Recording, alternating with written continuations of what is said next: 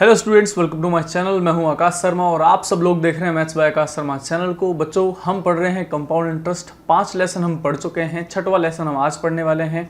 आज मैं आपको 2 नए कॉन्सेप्ट सिखाने वाला हूं। पहला है रेशियो बेस्ड और दूसरा है जो गुना वाले सवाल आप करते हैं कंपाउंड इंटरेस्ट में वो।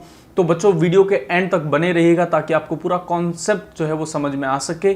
हम इसके जो प्रैक्टिस क्वेश्चंस है वो अगली वीडियो में लेके आएंगे, लेकिन इस वीडियो में आपको पूरा कॉन्सेप्ट सीखना है। वीडियो के एंड तक बने रहना इसलिए ज़रूरी है ताकि आपको पूरा कॉन्सेप्ट ढंग से समझ में आ सके।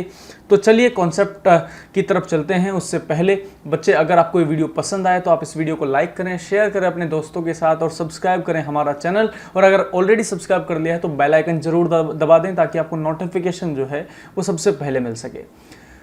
तो कॉन्सेप्ट क्या है?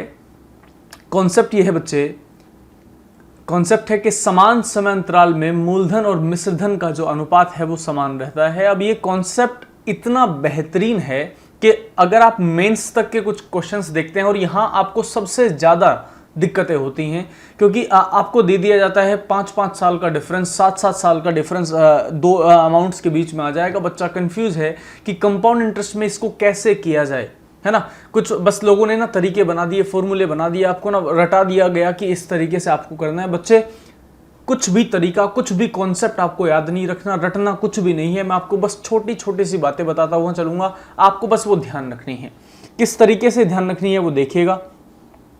सवाल ये है, मैंने लिखा है कि समान समय अंतराल में मूलधन व मिश्रधन, आप प्रिंसिपल को जानते हैं, मूलधन मिश्रधन को भी आप जानते हैं, अमाउंट। मैं इसको लिख देता हूं बच्चों, प्रिंसिपल P और अमाउंट A।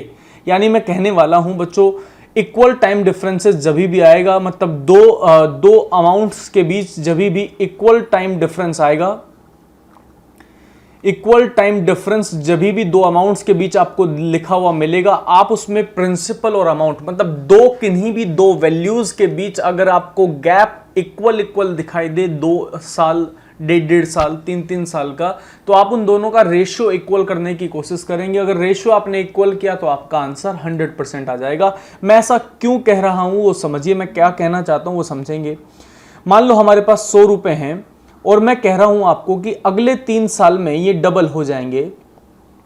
तो मैंने कहा 100 रुपए अगले 3 साल में जो है वो डबल हो जाएंगे। इसका मतलब है कि मैंने ये कहा कि इसका जो रेशियो है वो 1:2 हो जाएगा। बताओ बच्चों, क्या मैं ये बात सही लिख रहा हूं ना? मैं क्या कह रहा हूं आपको उस बात पे भी ध्यान दीजिएगा और रेशियो पे भी ध्यान दीजिएगा। मैं कह रहा हूं कि एक धनराशि कंपाउंड इंटरेस्ट से जब कंपाउंडेड होती है तो वो 100 से 200 हो जाती है। इसका मतलब है कि रेशियो 1 से 2 हो जाता है। तो बच्चे, आने वाले अगले 3 साल में भी, आने वाले अगले 3 साल में भी ये राशि फिर से ये 200 हो गया था। अगर आप इसको देख पा रहे हैं ढंग से तो 100 गुना 2 = 200।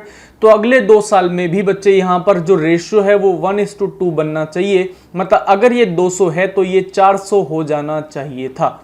और बच्चे, अगले 3 साल में भी, अगले फिर से 3 साल में ये जो राशि है ये 400 से 800 हो जानी चाहिए, क्योंकि मेरे को तो रेशियो कितना रखना है, 1:2।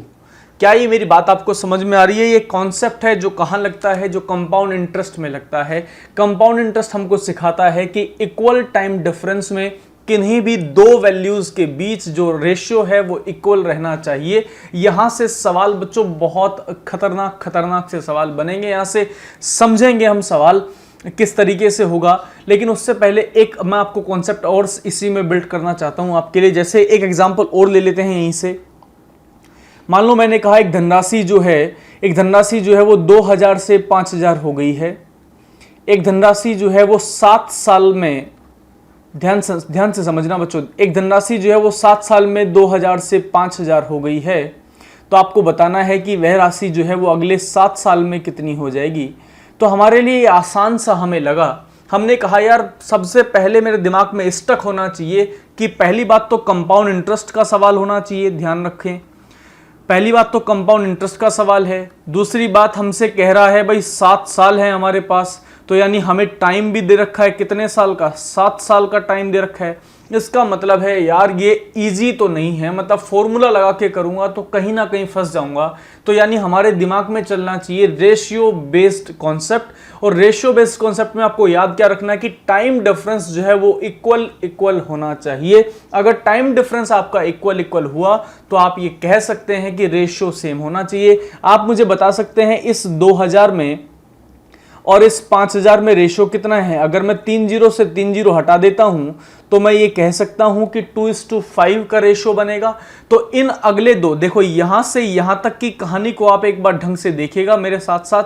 इस वाले बॉक्स में, ये जो बॉक्स मैंने ब्लू लाइन से बनाया है, ये ब्लू लाइन का जो बॉक्स है यहां से यहां तक के बीच का जो रेशियो है वो आपको 2:5 दिखाई दे रहा है। अब मैं कह रहा हूं अगले 7 साल के लिए। अब आपको व्हाइट बॉक्स देखना है, इस वाले व्हाइट बॉक्स से अगले वाले व्हाइट बॉक्स तक। इसका मतलब यहां पर जो वैल्यू आएगी, मान लो मैं यहां पर कह रहा हूं यहां पर एक वैल्यू है ए, यहां पर एक वैल्यू है ए, तो मैं कह रहा हूं इस व्हाइट वाले बॉक्स में, मतलब आपने ब्लू वाले बॉक्स को देखा तो वहां पर आपको रेशियो मिला 2:5। अब मैं 5000 से एक नया बॉक्स बना रहा हूं, तो इस वाले बॉक्स से अगले वाले बॉक्स तक रेशियो कितना होना चाहिए था बच्चों? रेशियो होना चाहिए था 2:5। रेशियो होना चाहिए था बच्चे 2:5। लेकिन हमें तो रेशियो क्या दिखाई दे रहा है? हमें रेशियो दिखाई दे रहा है 5000 upon A is equals to 2:5। तो मैं ये कह सकता हूं अगर 2 से इसको डिवाइड कर दें तो आएगा 2500। 2500 गुना 5 कितना होता है? 25 पंजे 125 यानी 12500। तो यहां हम कह सकते हैं कि अमाउंट जो बनेगा वो बनेगा 12500। That is answer. आपने तो कुछ भी तो नहीं किया, आपने सिंपली ये कहा कि 2000 रुपए जो है वो 7 साल में जो है 5000 रुपए हुए, तो एक रेशियो बिल्ट हो गया, एक रेशियो बन के निकला 2:5। तो अगले 7 साल में भी ये रेशियो कितना हो जाएगा? 2:5। इसका मतलब जो 5000 और जो अगले वाला ए है वो जो रेशियो बनेगा वो 2:5 बनेगा। थोड़ा सा और क्लैरिफिकेशन लेके आते हैं इसमें। अगर मैं बच्चे कह रहा हूं कि 100 रुपए जो है वो कहीं 8 साल में जाके डबल होते हैं, ध्यान से समझना बच्चों, 8 साल में जाकर 200 हो जाते हैं, तो वो अगले 8 साल में भी कितने हो जाएंगे? 200 से 400 हो जाएंगे, क्योंकि 1:2 का मतलब है 2 गुना हो रहा है। तो 100 से कितना हो रहा है? 2 गुना यानी 200। 8 साल में 400, फिर अगले 8 साल में बताइए मेरे को कितना हो जाएगा? 800। अगले 8 साल में 800। अगर मैं आपको 100 से पीछे ले जाना चाहूं तो 100 भी तो कहीं ना कहीं 1:2 का हिस्सा था। तो अगर ये 100 जो है वो 2 का हिस्सा है तो इससे पहले वाली वैल्यू 50 रही होगी। अगर 50 से वापस फिर से आना चाहूं तो 25 रहा होगा। 25 से वापस आना चाहूं, 25 से मैं वापस आना चाहूं तो बच्चों कितना रहा होगा? बताइए आप। अगर 25 से वापस आए तो 12.5 रहा होगा। अगर उससे और 8 साल पीछे जाएंगे तो 6.25 रहा होगा। यानी कितनी भी वैल्यूज मेरे सामने आ सकती हैं, और इन सभी वैल्यूज में सिर्फ और सिर्फ एक कॉन्सेप्ट लगाना पड़ेगा आपको कि रेशियो, प्रिंसिपल और अमाउंट का। आपको ये कई बार मैंने डिस्कस किया पिछली वीडियोस में कि कंपाउंड इंटरेस्ट में हर 1 साल के बाद या जब आप कंपाउंड कर लेते हैं उसके बाद एक नया प्रिंसिपल आपके सामने आ जाता है। मतलब किन्हीं भी दो वैल्यूज में आप छोटे वाली वैल्यू को प्रिंसिपल और बड़े वाली वैल्यू को अमाउंट समझ सकते हो, क्योंकि यहां पर जो है प्रिंसिपल चेंज होता रहता है। लेकिन एसआई में ऐसा नहीं था। एसआई में मैंने आपसे बोला था कि प्रिंसिपल कभी भी चेंज नहीं होता है, लेकिन यहां पर जो है फेक प्रिंसिपल बनता जाता है, क्योंकि हर साल जो ब्याज है वो ऐड होता चला जाता है। तो जब तक भी आप काउंट कर रहे हो, जैसे मैंने यहां 8 साल तक काउंट किया है, मतलब पहले 100 रुपए काउंट किए, फिर 8 साल बाद काउंट किया तो वो 200 हो गए, तो 200 मेरे लिए नया प्रिंसिपल हुआ। फिर अगली बार मेरे लिए 400 नया प्रिंसिपल हुआ। क्या आपको मेरी बात समझ में आ रही है? अगर आपको मेरी बात समझ में आ रही है तो इस कॉन्सेप्ट को आप फिर से एक बार देख लीजिए। एक सवाल है, कॉन्सेप्ट है कि समान समय अंतराल में मूलधन और मिश्रधन यानी प्रिंसिपल इक्वल टाइम डिफरेंस जब भी होगा, इक्वल टाइम डिफरेंस में जो प्रिंसिपल और अमाउंट का जो रेशियो रहेगा वो इक्वल रहेगा। नोट कर लेना, कॉपी जहां पर भी आप कंपाउंड इंटरेस्ट लिखते जा रहे हो, कॉपी पेन लेके बैठो, पूरा का पूरा लेक्चर अपने कॉपी पेन में लिखो। कल सवाल कराऊंगा। आज अगर आपको कुछ सवाल दिखते हैं, मैं हालांकि 2-3 सवाल खुद से लिख के आपको समझा के जाऊंगा, लेकिन कल हम इसके प्रैक्टिस क्वेश्चन करेंगे और प्रैक्टिस क्वेश्चन में कम से कम 15 से 20 सवाल रखूंगा। सारे के सारे सवाल आपको चुटकियों में हल कर दोगे आप, लेकिन पूरी वीडियो देखना उसके लिए अनिवार्य है ताकि आपको पूरा कॉन्सेप्ट समझ में आए। गुना वाले सवाल, गुना वाले सवालों को समझते हैं। गुना वाले सवालों में वैसे तो बच्चों ये कॉन्सेप्ट लगाया जा सकता है जो हमने अभी पढ़ा, लेकिन गुना वाले सवालों के लिए हम एक नया कॉन्सेप्ट भी पढ़ेंगे। देखो, मैं आपको दोनों तरीके से समझाने की कोशिश करूंगा। इस स्क्रीन के मैं 2 हिस्से, आपके मोबाइल स्क्रीन के मैं 2 हिस्से अभी कर देता हूं। अरे तोड़ूंगा नहीं, ध्यान रखो, बस 2 हिस्से कर रहा हूं, पार्टीशन कर रहा हूं। पार्टीशन में, एक पार्टीशन में मैं एक सवाल लिख रहा हूं, उसका पहले वाले तरीके से सॉल्यूशन करता हूं, फिर आपको नया कॉन्सेप्ट सिखाता हूं। किस तरीके से मैंने सवाल करूंगा, मुझे कहा गया कि एक धनराशि जो है या एक प्रिंसिपल जो है वो 5 वर्ष में CI से 3 गुना हो जाता है। CI से कितना गुना हो जाता है? 3 गुना। तो बताइए कितने वर्ष में CI से वह 9 गुना हो जाएगा? कितने गुना मांगा गया है भाई? 9 गुना मांगा गया है मेरे से। कितने वर्ष में जो है वो 9 गुना हो जाएगा? तो मैंने पहले वाला कॉन्सेप्ट लगाया कि आप, एक्सक्यूज मी, सॉरी, तो उसने कहा भाई 100 रुपए जो है वो 300 हो जाएंगे। कितने साल में हो जाएंगे? 5 साल में हो जाएंगे। हमसे कहा गया कि 100 रुपीज जो हैं वो 5 साल में 3 गुने हो जाएंगे। तो मैंने इसको क्या किया, मैंने इसको 100 मान लिया। मान लेते हैं प्रिंसिपल मेरा 100 है, तो वो 5 साल में 3 गुना हो गया, मतलब 300 हो गया। आप तो मेरे से कितना गुना मांग रहे हो? आप तो मेरे से 9 गुना मांग रहे हो। 9 गुना होने का मतलब है 900 हो जाएगा। भाई आपने तो मेरे से कितना मांगा था? आपने मेरे से मांगा था 9 गुना। 9 गुने का मतलब है ये 100 से कितना हो जाएगा? 900। अगर आप रेशियो देखो बच्चों, तो यहां रेशियो कितना है इन दोनों के बीच? 1:3 का। मैं इसको फिर से अलग पेन से लिखता हूं, ये रेशियो है 1:3 का। आप मुझे 300 से 900 तक का रेशियो बता सकते हैं? ये भी तो रेशियो कितने का है? 300 और 900 में भी तो रेशियो कितना है? 1:3 का। मतलब अगर एक बार 1:3 होने में 5 साल लगते हैं, तो अगली बार 1:3 होने में भी कितने साल लगेंगे? 5 साल लगेंगे। इसका मतलब है टोटल मिला के 5 साल ये और 5 साल ये, यानी 10 साल में 9 गुना हो जाएगा। बहुत बेहतरीन कॉन्सेप्ट है जो हमने पीछे पढ़ा। बहुत अच्छे सवाल जो आप आज तक उलझाए बैठे हो, चाहे वो प्री का है, मेंस का है। ज़्यादातर मेंस में सवाल बनता है या CPO में सवाल बनता है। छोटे एग्जाम्स में यहाँ से सवाल कम बनता है, लेकिन फिर भी पता नहीं होता, क्योंकि प्रीवियस ईयर्स के जो एग्जाम बनेंगे वहां से सवाल उठाया जा सकता है आप लोगों के लिए। तो बच्चों, अगर मैं कह रहा हूं कि जो पिछला कॉन्सेप्ट है वो गुना वाले सब एक सवालों में लगाया जा सकता है, लेकिन मैं कह रहा था आपको नया कॉन्सेप्ट सिखाने वाला हूं। तो नया कॉन्सेप्ट क्या सीखना है आपको, ये ध्यान रखें। आपको लेफ्ट हैंड साइड में लिखने हैं वर्ष। आपको लेफ्ट हैंड साइड में क्या लिखना है? लेफ्ट हैंड साइड में आपको लिखने हैं वर्ष, और राइट हैंड साइड में आपको लिखना है गुना, यानी मल्टीपल। ध्यान से समझिएगा बच्चों। लेफ्ट हैंड साइड में आपको लिखना है बच्चों वर्ष, और राइट हैंड साइड में आपको लिखना है गुना। मतलब लेफ्ट हैंड साइड में आपको ईयर्स लिखने हैं और राइट हैंड साइड में आपको मल्टीपल लिखना है। यह सवाल फिर से वही लिख रहा हूं मैं कि 5 साल में 3 गुना हुआ। 5 साल में कितने गुना हुआ? 3 गुना। आपको बस एक खास बात नोट करनी है, और ये नोट कर लीजिएगा क्योंकि बहुत इंपॉर्टेंट है कि इस गुना को तो हम तोड़ते हैं घात में। अब ये घात क्या होता है भाई? इंग्लिश मीडियम वाले बच्चे इसको पावर बोलते हैं। क्या बोलते हैं? पावर। मतलब पावर जो होती है, एक बेस होता है, एक आधार होता है हमारे पास, दूसरा घातांक होता है। मतलब एक बेस होता है, एक उसकी पावर होती है। तो मैं कह रहा हूं कि जो मल्टीपल आपको करना है, आप उसकी पावर में उसको ब्रेक करेंगे, और इस ईयर्स को आप ब्रेक करेंगे बच्चों। इस ईयर्स को आप ब्रेक करेंगे गुणा में। गुणा का मतलब है मल्टीपल। गुणा का मतलब है मल्टीपल में आप इसको ब्रेक करने वाले हैं। मेरी बात को नोट कर लीजिएगा, ध्यान से समझिए।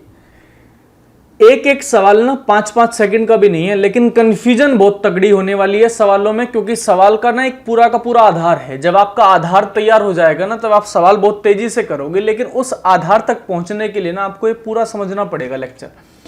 ये मैंने कहा एक लेफ्ट हैंड साइड में आपको ईयर्स लिखने हैं, यानी आपने लिख दिए, राइट हैंड साइड में आपको गुना लिखना है, आपने वो भी लिख के रखा हुआ है। भाई 5 साल में आपकी राशि कितनी हो गई, 3 गुनी हो गई। आपको उसने कहा बताइए कितने वर्षों में जो है वो 9 गुनी हो जाएगी।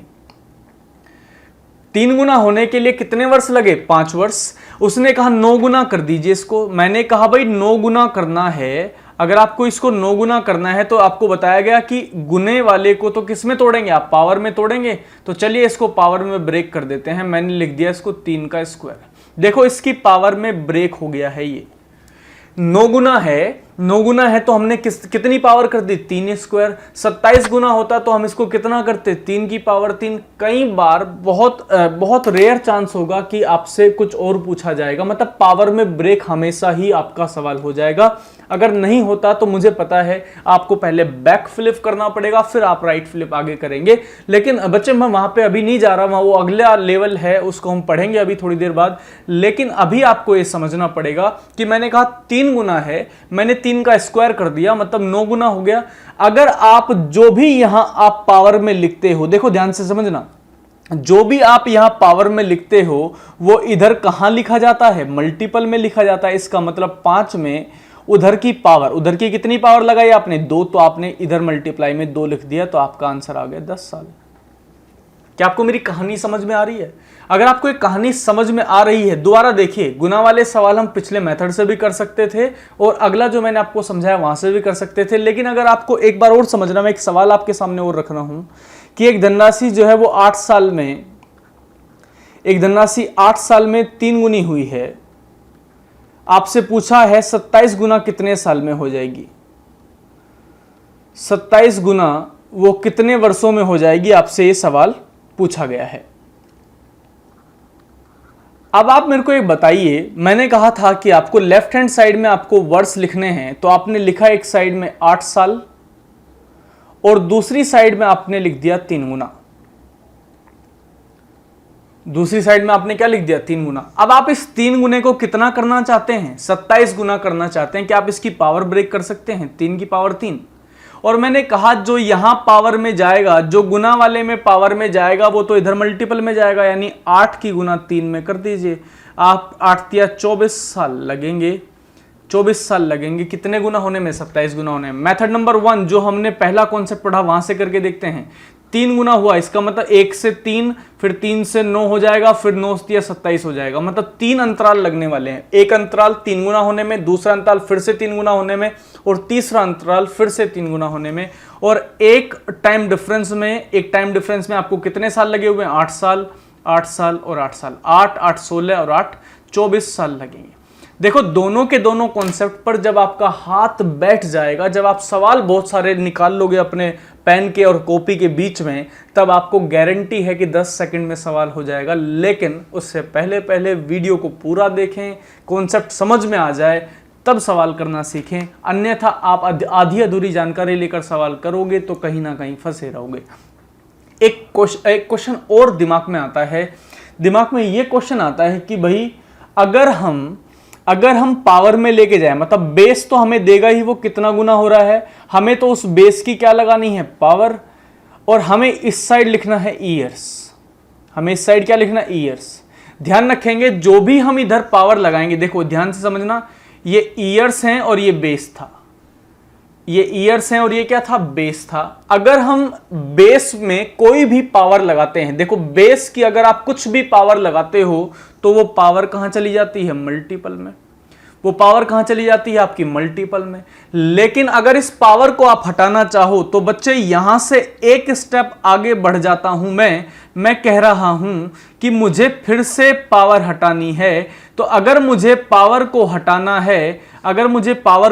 है, तो मुझे ये जो लिखा हुआ है आपने ईयर्स इनटू पावर, तो पावर लगाने के लिए देखो यहां पर देखना, समझना बात को, बेस की पावर लगाने के लिए पावर से मल्टीप्लाई करना पड़ा था। तो अगर बेस की पावर हटानी है तो पावर से भाग भी तो करना पड़ेगा। तो पावर से भाग कर दूंगा तो फिर से वापस नहीं पहुंच जाऊंगा क्या, ईयर से फिर से कहां पे आ गया, मैं बेस पे आ गया। एक आधार जो मेरे को दे रखा था क्वेश्चन में, समझ में, मैंने एक बार स्टेप अप किया, फिर एक बार फिर से मैं स्टेप डाउन कर रहा हूं। मेरी बात क्लियर है? एक सवाल करके देखते हैं। आपके सामने लिखा हुआ है कि एक धनराशि जो है वो 6 साल में 4 गुनी हो गई है। एक धनराशि 6 साल में 4 गुनी हो गई है। आपसे सवाल पूछा गया है, बताइए कितने वर्ष के बाद वह राशि जो है वो 8 गुना हो जाएगी। ये आपसे सवाल पूछ लिया गया। 6 साल में कितने गुना हुई? 4 गुना। बताइए कितने वर्ष में 8 गुना हो जाएगी। एक बच्चे का तो देख लो सवाल, ये गलत तरीका है। गलत तरीका क्या है? वो क्या करता है, अच्छा ये तो 4 का डबल हो गया तो ये 6 का डबल हो जाएगा। आंसर फटाफट लगा देता है 12 साल। भाई नहीं हो सकता 12 साल आंसर। ध्यान से समझना मेरी बात। बच्चा उसके याद ही नहीं रहता किसको मल्टीपल में तोड़ना है, किसको पावर में तोड़ना है। 4 की किसी भी पावर में 8 नहीं आ सकता, क्योंकि मैंने आपको कहा था कि एक साइड में आप लिखेंगे ईयर्स और अगली साइड में आप लिखेंगे मल्टीपल यानी गुना। मल्टीपल आप एक साइड में, जिसको आप बेस कह रहे थे अभी, वो मल्टीपल भी तो हो सकता है, यही तो बात कर रहे हैं हम। यानी बेस आपने अगली साइड में लिखा हुआ है। बेस कितना है? 4 गुना। आप बेस की पावर लगाने वाले हो। बेस की क्या लगाने वाले हो? पावर। बताइए क्या 4 की किसी भी पावर में 8 आता है? क्या नहीं आता है। 4 की पावर 1 4, 4 की पावर 2 16, 4 की पावर 3 64, यानी 8 तो बीच में से गायब हो गया। इसका मतलब है कि हमें पहले सवाल को रिवर्स लेके आना चाहिए, उसके बाद जंप करेंगे। लेकिन कुछ स्मार्ट बच्चे हैं, वो पावर कुछ और भी लगा सकते हैं, मैं आपको वो भी सिखा दूंगा। लेकिन उसको समझने से पहले आप पहले बैक फ्लिप करना सीखेंगे, किस तरीके से आप वापस लेके आ सकते हैं वैल्यू को। बच्चे 6 साल में वैल्यू कितने गुना हुई है? 4 गुना। क्या मैं इस 4 गुने का बेस जो है वो 2 की पावर 2 बना सकता हूं? क्या मैं इस 4 को 2 का स्क्वायर लिख सकता हूं? बिल्कुल लिख सकता हूं सर। 2 का स्क्वायर होता है 4, यानी 4 गुना तो ये अभी भी लिखा हुआ है। लेकिन अब मैंने बेस बदल दिया। पहले बेस कितना था? 4, अभी बेस कितना है? 2, और पावर कितनी है? 2। अब मैं इस पावर को हटाने वाला हूं। मैं आपको कह रहा था कि इस पावर को हटाऊंगा। अभी थोड़ी देर पहले आपने देखा, मैंने कहा कि अगर आप पावर हटाना चाहते हैं तो आपको पावर से डिवाइड करना पड़ेगा। अब मैं कह रहा हूं कि अगर आप पावर हटाना चाहते हैं तो आपको पावर से डिवाइड करना पड़ेगा, यानी आपने 2 से कर दिया डिवाइड। 2 तिया 6, यानी आप ये कह सकते हैं, आपके सामने नया बेस बन के तैयार हो गया कि 3 साल में यह राशि हो जाएगी 2 गुना। अगर ये राशि 3 साल में 2 गुना हो जाएगी तो 8 गुना करना है, और 8 गुना का मतलब है 2 की घात 3। अब तो आप इजीली पावर लगा सकते हो। इस बेस की कितनी पावर लगा दिया आपने? 3। तो यहां पर 3 से मल्टीप्लाई कर दीजिए, यानी आंसर आ जाएगा 9 साल। क्या आपको मेरी बात क्लियर हो रही है? बिल्कुल कहानी का हर एक पहलू मैंने खोल दिया आपके लिए। जब भी कंपाउंड इंटरेस्ट आएगा, गुना वाले सवाल आएंगे, आपसे एक झटके में हो जाएंगे, आप कहीं भी नहीं फंसेंगे। बस आपको इस बेस वाली कहानी को ध्यान रखना है। एक बार दोबारा फिर से मैं बेस का कॉन्सेप्ट आपको समझाता हूं। अगर आपने लेफ्ट हैंड साइड में ईयर्स लिखा, अगली साइड में आप या तो मल्टीपल बोल लीजिए उसको, या तो आप बेस बोल लीजिए, एक ही बात है। जो भी क्वेश्चन में दिया गया है वो आपको बेस बना लेना है। अगर आपको अब ये देखना है कि जो अगली बार जो उसने पूछा है, क्या वो उसका बेस से पावर बन जाएगी या नहीं। अगर पावर बन जाए, अगर आप ये कह दें कि सर बेस की तो जो है वो पावर बन गई, मतलब बेस की पावर आ गई मान लो p, अगर बेस की पावर p आ गई तो आप ईयर्स में भी आप किससे मल्टीप्लाई कर देना? p से। ईयर्स में भी आप मल्टीप्लाई किससे कर देना? p से। लेकिन अगर आपको ये पावर कभी हटानी पड़े तो पावर हटाने के लिए आप पावर से भाग कर देंगे और आप फिर से उसी कहानी पर बैक चले जाएंगे। आप ईयर से फिर से किस पर चले जाएंगे? बेस पर। नया बेस बनाने के लिए भी मैंने इसी का इस्तेमाल आपके सामने किया। एक कॉन्सेप्ट जो हमने पहले पढ़ा, उसका एक क्वेश्चन मैं आपको देता हूं, आपको ये घर से करना है, और किस तरीके से करना है वो मैं आपको समझाऊंगा कहानी। लेकिन उससे पहले मैं आपको एक बार फिर से दोनों कॉन्सेप्ट को रिवीजन में डाल देता हूं आपके दिमाग में। किस तरीके से आपने कहा जब इक्वल टाइम डिफरेंस हो। देखो आपको पूरी की पूरी कहानी समझ में, एक वीडियो देखनी है, हार्डली 30 मिनट की वीडियो होती है। 30 मिनट की वीडियो में 2 कॉन्सेप्ट खतरनाक तरीके से समझ में आ जाएंगे। पेपर में जितने सवाल गुना पे आए हैं या कभी रेशियो बेस्ड पे आए हैं, चाहे वो प्री का सवाल है, मेंस का सवाल है, सीडीएस का सवाल है, सब हल हो जाएंगे। सीआई की बस कहानी, बस मेरे साथ पढ़ने से आपको फायदा एक मिलेगा कि मैं कहानी पूरी समझाता हूं, शुरू से लेकर एंड तक सवाल भी बताता हुआ चलूंगा आपको करना क्या है। Equal time difference. Equal time difference का मतलब है जब आप इक्वल टाइम डिफरेंस समान समय अंतराल रखेंगे तो आपको बस एक बात का ध्यान रखना पड़ेगा, और वो बात आपके लिए मैंने कहा कि प्रिंसिपल और अमाउंट। प्रिंसिपल या आप इसे अमाउंट 1 भी बोल सकते हो बच्चे, आप इसे भी कह सकते हो कि अमाउंट 1। तो अमाउंट 1 और अमाउंट 2 का जो रेशियो है वो आगे भी रेशियो इक्वल रहेगा। जो भी यहाँ रेशियो आप बनाओगे वही रेशियो यहाँ पर रहेगा, वही रेशियो आगे चलता जाएगा। आपको इस कहानी से फायदा, इस कहानी से आपको पता ये चलेगा कि कई बार तो वो आपको ना जानबूझ के फंसा दिया उसने कहा 2 वर्ष 73 दिन का गैप दे दिया। कितने दिन का गैप दे दिया? 2 वर्ष 73 दिन के बाद ब्याज कैलकुलेट किया। अगले साल फिर से 2 वर्ष 73 दिन का ब्याज दे देगा, उससे अगले साल फिर से 2 वर्ष 73 दिन का ब्याज दे देगा। तो मुझे क्या फर्क पड़ रहा है? क्या मुझे कोई फर्क नहीं पड़ने वाला। उसने भले ही 6 महीने में कैलकुलेट किया हो, लेकिन अंतराल सेम होना चाहिए। अगर अंतराल सेम है तो आपका क्वेश्चन का आंसर जो है वो सेम तरीके से जाएगा। रेशियो बेस्ड पे आपको लेके जाना है। खतरनाक सवाल बना सकता है। सवाल देखिएगा, एक खतरनाक सी कैलकुलेशन आपके सामने लिख देता हूं। एक धनराशि जो है वो 3 साल 3 महीने में, ध्यान से समझना, एक धनराशि जो है वो 3 साल 3 महीने के बाद 6690 रुपए हो जाती है, और अगले 3 साल, या वो कंप्लीट क्वेश्चन कैसे बोलेगा वो समझिए, मैं पूरी कहानी लिख देता हूं। एक धनराशि या एक जो प्रिंसिपल है, एक धनराशि 3 वर्ष 3 महीने में 6690 रुपए हो जाती है तथा 6.5 साल बाद वह राशि 10,035 हो जाती है, 10,035 रुपीज हो जाती है। बताइए आरंभ में जो प्रिंसिपल है वो कितना है? आपसे ये सवाल उसने बोल दिया। अब ये सवाल देखने में इतना खतरनाक सा लगेगा, और उसने कहा सीआई से हो जाती है। ध्यान रखना है आपको, सीआई से उसने बोल दिया। ये कहानी देखने में इतनी खतरनाक सी लग रही है कि यार एक धनराशि है, वह 3 साल 3 महीने में 6690 रुपए हो जाती है। 6.5 साल के बाद फिर हमने सीआई कैलकुलेट किया तो 10,035 हमें मिल गई। हमें बताना है प्रिंसिपल। ये सवाल देखने में इतना कठिन है, करने में इतना कठिन बिल्कुल भी नहीं है। क्योंकि बच्चे, कहानी तो हमें पता है कि भाई उसने हमसे ये बोला है, इस कहानी में उसने हमसे ये बोल दिया कि भाई ये जो धनराशि है ना, ये धनराशि जो है वो 3 साल में तो कितनी हो गई है?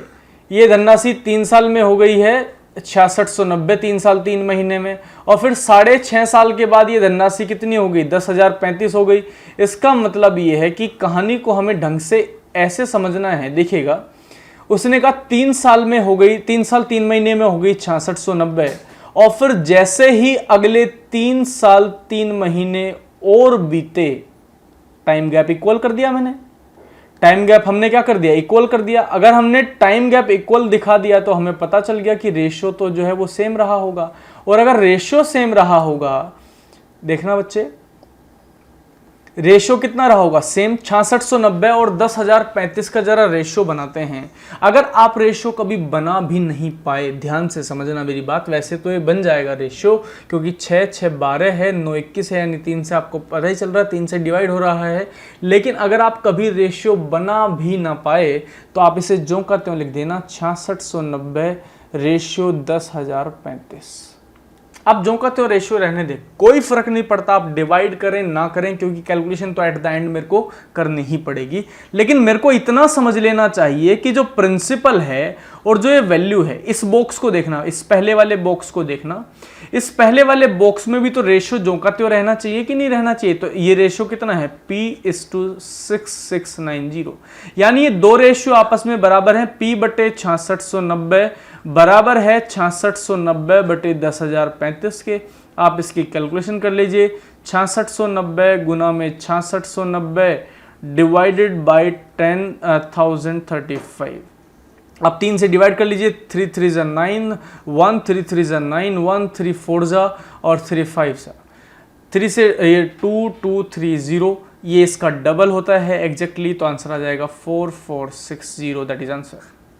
आप मेरी कहानी एक्चुअली में समझ पाए होंगे। मैंने कहा टाइम आपको इस तरीके से लिख के देगा, टाइम आपको इस तरीके से लिख के दे देगा कि आपकी कहानी बहुत उलझ सी जाएगी। लेकिन आपको जब भी टाइम ऐसे ऊट पटांग टाइम दे और दो वैल्यूज़ दे दे और आपको ये पूछे कि प्रिंसिपल क्या है, या आपसे पूछे कि अगले वाली राशि क्या हो सकती है या पिछले वाली राशि क्या हो सकती है, उसके लिए आपको रेशियो का कॉन्सेप्ट लगा देना चाहिए ताकि आपको कहानी पूरी पूरी समझ में आ सके।